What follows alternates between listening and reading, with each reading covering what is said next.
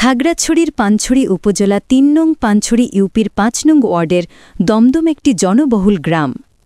সাম্প্রতিক ভারী বর্ষণের মধ্যে দমদম এলাকায় চলাচলের রাস্তা ভেঙে ছড়ায় মিলিয়ে গেছে, ফলে প্রায় ৬০-৭০টি পরিবার পড়ে গেছে চরম দুর্ভোগে।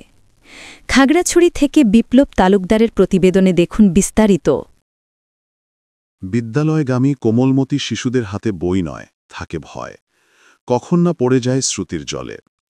অসুস্থ রোগীদের নিয়ে হাসপাতালে যাওয়াই দুরূহ হয়ে পড়েছে। বাজারে কৃষিপণ্য পৌঁছানোও যেন যুদ্ধ জয়ের সমান কষ্ট। সন্ধ্যা নামলেই গ্রামের মানুষের চলাচল বন্ধ।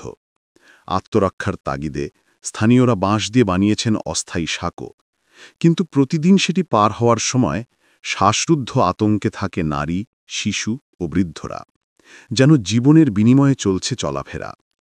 বৃষ্টি হওয়ার কারণে ভেঙে গেছে, তাই আমরা ছেলেমেয়েদেরকে নিয়ে স্কুলে যাওয়া আসা করতে পারি না। আমাদের ছেলেমেয়ে পড়ে যায় রাস্তা, আমরা ঘরে একটা জিনিসপত্র আনতে পারি না, একটা কিছু নিয়ে যেতে পারি না। ছেলেমেয়েদেরকে সকালে মরতে পারায় ওরা পড়ে যায়, যেতে পারে না, অনেক সমস্যা হয়। তাই সরকারের কাছে আমাদের অনুরোধ, জানি রাস্তাটা তাড়াতাড়ি ঠিক করে দেয়। আমরা এই রাস্তাটা দিয়া অনেকদিন কষ্ট পাইতেছি। দৈনিক ৫০০ লোক চলাফেরা করে, পোলাপান ছেলেবেলে স্কুলে যায়, প্রাইভেটে যায়, আসা যাওয়ায় মাল সামানা নিয়ে যাওয়ার, এই যে কচু চিনি, কচু, ধান, হলুদ আসা যাওয়া করতে খুব কষ্ট হচ্ছে, নিয়ে খুব দুর্ভোগে আছি। যদি প্রশাসন দুর্ভোগে রাস্তাটা একটু করে দিলে চলাফেরা ভালো হইতো। আমি এখান দিয়ে আসা যাওয়া করি, মসজিদে যাই, বড় কষ্ট হয়। তো সরকারের কাছে একটু আবেদন জানাই, রাস্তাটা করে দিই। এই রাস্তাটা ঠিক হলে আমরা প্রতিদিন স্কুলে যেতে পারি। রাস্তাটা ভাঙা, এই জন্য আমি স্কুলে যেতে পারি না। এ দৃশ্য নতুন নয়। বর্ষা এলেই পানির তীব্র স্রোতে ভেঙে যায় রাস্তা। সঠিক পানি নিষ্কাশনের ব্যবস্থা না থাকায় বছর বছর এ দুর্ভোগ ঘিরে ধরে দমদমবাসীকে। আমরা কি এভাবেই বেঁচে থাকব? এমন প্রশ্ন ছুড়ে দিয়ে ভুক্তভোগীরা দ্রুত রাস্তাটির সংস্কার ও পানি নিষ্কাশনের টেকসই ব্যবস্থা নিতে প্রশাসনের কাছে আবেদন জানিয়েছেন। আমরা বাড়ির পাশের রাস্তাটা ভেঙে গেছে, ছেলে সন্তান লইয়া আমরা স্কুলে আইতে যেতে পারি না, যাতায়াত করতে পারি না, বহুত কষ্ট হয়। আপনার কাছে আবেদন, আমার একটা অনুরোধ, আমার রাস্তাটা যাতে ঠিক হয়। রাস্তাটি ভেঙে গেছে, আমরা সাঁকো দিয়ে চলাচল করতে ভয় পাই।